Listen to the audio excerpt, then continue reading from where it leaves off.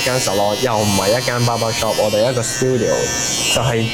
其實關於靚嘅嘢就會可以喺度發生，所以就揾到啲共同理念嘅 partner 一齊合作，咁所以令到我去開呢一度，遇到個好嘅師傅又係好正咯，即係同頻嘅人，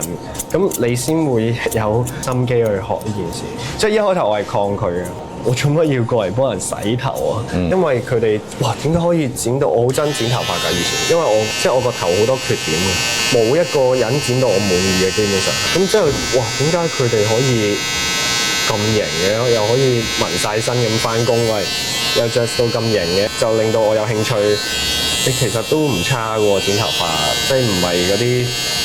MK 仔啊、攜仔先做嘅工作，認識到另外一面嘅剪頭髮，即係其實係好多學問喺入邊。Benji 啊，係嗱，你啊自己本身都係一個好成功嘅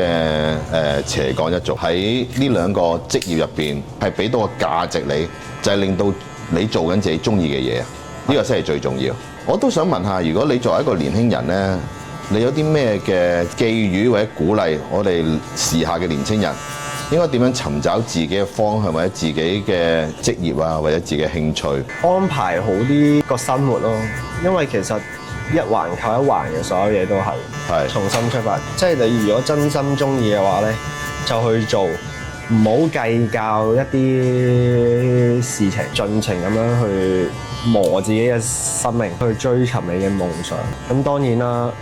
每一個行業都有揾唔揾到錢或者咩，但係我都係好相信，如果你做得好嗰件事，啲錢就會嚟啦。考慮嘅因素就係首先要自己中意就 OK， 錢呢啲嘢就唔好諗，藝術係無價嘅。明白。係啊，講咗一樣好重要，安排自己嘅生活。簡單嚟講咧，就真係有一個好好嘅生活嘅習慣啦，早睡早起啦，又唔好即係瞓到黃朝白晏啦，跟住又再加上一樣嘢就係，如果決定咗去做嘅時候咧，就要個心要定，要穩。咁更加重要嘅，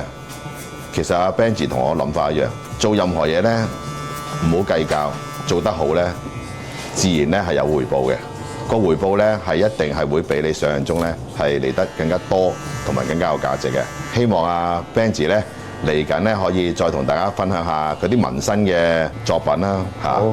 我都希望有機會試下紋下身先，睇下紋喺邊度。好啊，多謝晒你先。多謝。